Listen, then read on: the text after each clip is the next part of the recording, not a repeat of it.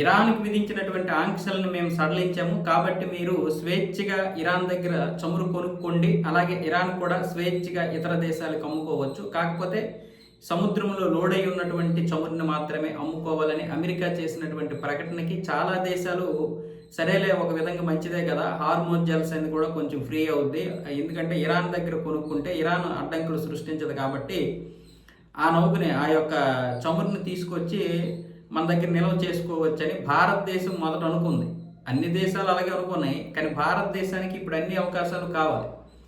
So ఇలాంటి నేపథ్యంలో ఇప్పుడు ఇరాన్ దగ్గరికి వెళ్ళి ఆ యొక్క చమురును కొందామని చూస్తే మా దగ్గర చమురు లేదు, అమెరికా చెప్పినట్లుగా మా దగ్గర చమురు లేదు, మా దగ్గర నిల్వ లేదు, మీరేమైనా అనుకోండి అన్న విధంగా ఇప్పుడు ఇరాన్ చెప్పేస్తుంది. పెద్దగా చమురు అయితే లేదు, వాళ్ళు చెప్పినట్లుగా 15 కోట్ల బ్యారల్ అయితే మా దగ్గర లేదని చెప్తుంది. ఇక్కడ ఈ చమురు ఇరాన్ కనుక అమ్మితే హార్మోజ్ జలసంధి నుంచి ఫ్రీగా తీసుకురావచ్చు. అమెరికా ప్లాన్ ఏంటి? ఇరాన్కే ఆంక్షలు సడలిస్తే ఇరాన్ హార్మోజ్ని వదిలేస్తుంది. ఎందుకంటే తన యొక్క చమురు నమ్ముకోవాలని కాబట్టి.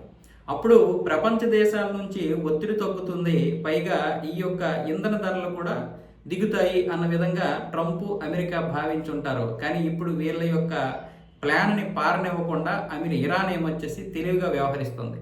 భారతదేశానికి కూడా మా దగ్గర ఇప్పుడు లేవు, మా దగ్గర అయితే చమురు లేదని చెప్పేస్తుంది. ఇప్పుడు చమురు ఇస్తే హార్మోజ్ జలసంధిని వదలాలి. అప్పుడు అమెరికా మీద ఒత్తిడి తగ్గిపోతుంది. అందుకే తెలివిగా ఇరాన్ ఏం చేస్తుంది? మా దగ్గర చమురు నిల్వలు లేవని చెప్తుంది. కానీ ఒక్కొక్క పడవ అంటే మిగతా దేశాల నుంచి నింపుకొని వచ్చినటువంటి ప్రతి పడవ $2 మిలియన్ టోల్ ఫీజా కట్టాలని కూడా చెప్తుంది. టోల్ ఫీజా కడితే మీరు ఫ్రీగా వెళ్ళిపోవచ్చు, అవసరమైతే మీకు కొంత దూరం వరకు మేము వస్తాము, ఎస్కార్ట్ కూడా ఇస్తాము అని చెప్తుంది అమెరికా. ఇరాన్ తెలివి చూడండి, ఇప్పుడు ఇక్కడ చమురు లేదని చెప్పేస్తుంది. ఇది బహుశా అమెరికా ఊహించకపోవచ్చు.